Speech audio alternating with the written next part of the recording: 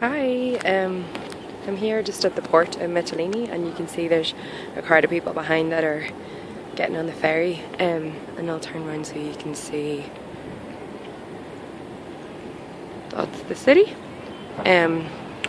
So you may have seen that I posted in the early hours of yesterday morning about being on the beach all night. On a beach patrol. Like, we were there just to see whether there were any boats coming in, because the weather had been really bad, and then it improved and we knew that people would be trying to come over from Turkey. So what we found, there's this amazing thing where you know a boat's coming because you're being given information from different places, and we knew at different points that there were boats coming, and we could also see lights flashing and stuff. And then the Greek Coast Guard are doing this really good job of intercepting boats and bringing people onto the boat, which means that they are safer, and that they don't try to land on the beach. They actually get them and bring them on, and everything's fine generally. So the whole time that we were there, this is what kept happening, and we would get a message saying that the Coast Guard had picked up a boat, and we all went to bed really tired, haven't been out all night in the cold, but we were happy because we thought, well, everybody's fine, everybody's safe. And then yesterday afternoon, after I'd woken up, I'd seen that 11 people had died in the sea directly across from where we were standing. So we were standing there all night long, peering into the dark, with a team of Spanish lifeguards, Coast Guards, who have us a rescue boat and that they can't use, and directly across the water, something ridiculous, 4 kilometers, 11 people died. And they're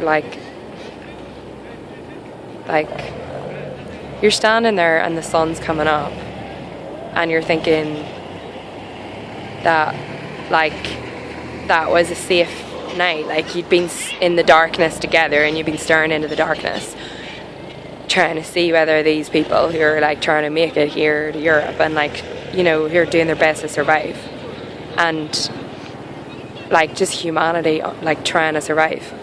And then the sun comes up and everything seems less frightening, and then you wake up, you go to bed and you wake up and you hear that whilst you were standing there peering into the darkness, 11 people aren't here anymore because of an invisible line on a map, a line in the water. And what are you I don't know, what are you supposed to feel about that? I don't know how to feel.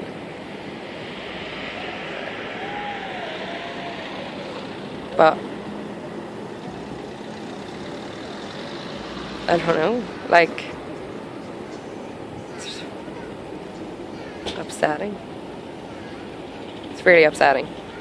And also, where I'm from, I live, Newry is in Carlingford, Carlingford Lough comes in to meet Newry, and so you grow up with this kind of landscape, of this kind of peninsula. Oh no, peninsula is the wrong word, but I look across at Turkey and I feel like I'm standing in Warrenpoint in County Down, looking over at Carlingford or Westmeath in County Louth, and that's how close it feels for me. And to think that we would ever be standing in Warrenpoint looking over across the water at people drowning and not actually able to do anything because you're a bureaucracy, and then people die, it's totally unthinkable. And we witnessed it in the dark. We didn't know we were witnessing it, but we witnessed it. And I'm really angry at that, and really don't even know what the word is. I feel depleted as a person. Like, I think we all feel like collectively our humanity is being depleted by people dying unnecessarily and by the responsibility we feel for that happening. But that's where it's at. In the meantime, my friend, my amazing friend Kai, and my other friend Remy, who's also amazing, like from Better Days for Moria, are accompanying this woman who's pregnant. She's from Iraq, with her 5 children, all the way to Germany, which they decided with 10 minutes notice when they found her standing in the street with a load of tiny little children, trying to get to Athens. And they just went with her with, like, they didn't even have phone chargers. They had money in their pocket and they had clothes on their back, and that's it. And so then you see that, and that's like wonderful. It's so wonderful. Like, they're at the moment, like, they were in a refugee camp overnight. They stayed in a refugee camp overnight with her in Athens and her little kids. And that's lovely. And they're going to take her the whole way to Germany. And she's a strong woman for getting here. But they're, like, just amazing hearts for, you know, going with her. But that's, like, this tiny little island and those 2 really, like, tragic, emotionally overwhelming, one inspiring and one depressing stories happen in 24 hours. That's it. See ya.